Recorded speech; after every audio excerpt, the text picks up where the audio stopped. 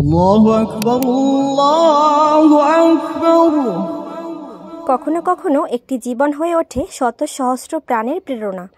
বাংলার জনপদে ঝালকাঠির এক নিভৃত গ্রাম বাসন্ডায় জন্ম নিয়েছিলেন এমনই এক আলো হজরত মাওলানা মুহাম্মদ আজিজুর রহমান নেসারাবাদী রহমাতুল্লাহ আলাইহে, যাকে আজও শ্রদ্ধাভরে স্মরণ করে মানুষ কায়েদ সাহেব হুজুর নামে।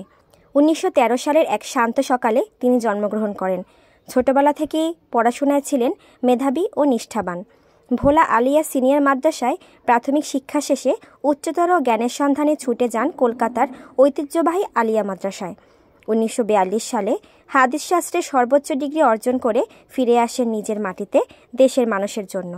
তিনি ছিলেন সারসিনা শরীফের মহান পীর শাহ সুফি নেসারউদ্দিন আহমেদ রহমাতুল্লাহ আলাইহে এর স্নেহধন্য শিষ্য।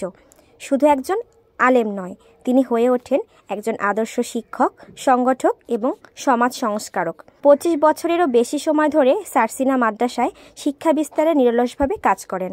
পরবর্তীতে ভাইস প্রিন্সিপাল হিসেবেও দায়িত্ব পালন করেন দক্ষতার সাথে। তিনি ছিলেন মানুষের হুজুর, দূরের কোনো অজ্ঞাত সাধক নন।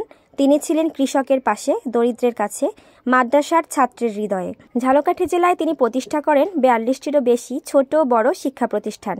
1956 সালে গড়ে তোলেন NS কামিল মাদ্রাসা, যা আজ হাজারো আলোকিত মানুষের জন্মস্থল। তার স্বপ্ন ছিল শিক্ষা হবে আলো, ধর্ম হবে মানবতার বন্ধন। 2008 সালের 28 এপ্রিল দীর্ঘ সাধনার পর তিনি ইন্তেকাল করেন, কিন্তু তার মৃত্যু হয়নি। তার আদর্শ, তার ভালোবাসা, তার শিক্ষা আজও বহমান এই বাংলার গ্রামেগঞ্জে মানুষের হৃদয়ে। প্রতি বছর নেসারাবাদ দরবার শরীফে লাখো মানুষ স্মরণ করে তার আত্মত্যাগ ও অবদান। কিছু মানুষের দেহ মাটিতে মিশে গেলেও তাদের চিন্তা, তাদের কর্ম ইতিহাসের পাতায় চিরকাল বেঁচে থাকে। হজরত কায়েদ সাহেব হুজুর রহমাতুল্লাহ আলাইহে ছিলেন, আছেন, থাকবেন এদেশের মানুষ, শিক্ষা ও ইসলামের আলোকবর্তিকা হয়ে।